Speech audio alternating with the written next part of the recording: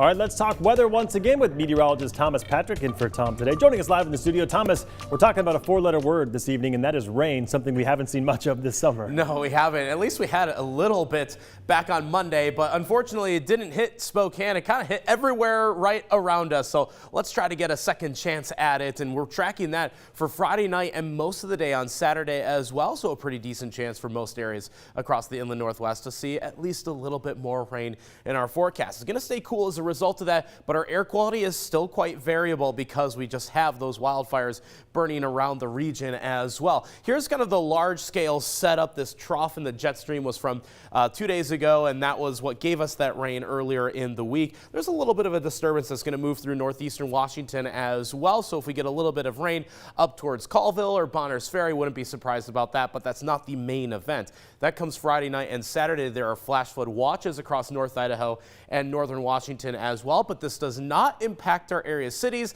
This is for burn scar flooding potential. Any of these thunderstorms or enhanced showers that we see, heavy downpours, if those fall directly on a burn scarred area, we're just going to see immediate runoff and flooding as a result of that. So again, not hitting our area cities, mainly for the mountains themselves and the burn scarred areas. Now to future tracker. This is 9 p.m. on Friday, so we don't really see rain until late in the evening closing out this week. Scattered showers, maybe even a thunderstorm possible within that first batch that moves through Friday night. And as we head into Saturday, I think our thunderstorm chance is pretty low overall, but the scattered showers will linger for most of the day. This is about 1 p.m. on Saturday afternoon. Doesn't look like it's going to be enough to cancel plans on Saturday, but it will keep things relatively cool. I think our highs only end up in the 60s.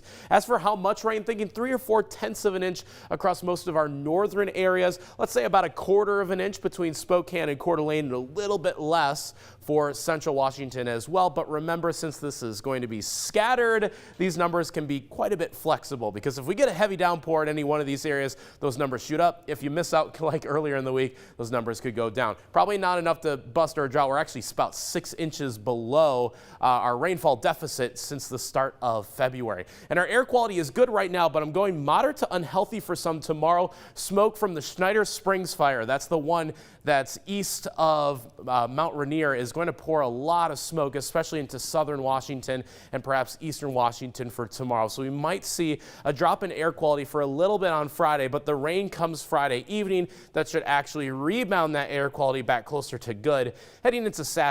So a very clear looking weekend in terms of air quality, but a cool one as well before we see temperatures still in the 70s and 80s next week. Yeah, look at those overnight lows on Monday, 47 degrees. Yeah, wow. Getting a little bit cooler, which I'm sure for some it's getting to that point where it's like, okay, summer's almost over, but it's still more than warm enough during the day. Hey, my ancient AC unit, which I'm thankful I have, is finally getting a break, right? Yeah, a little bit, and it's been working overtime this year. Thank you, Thomas.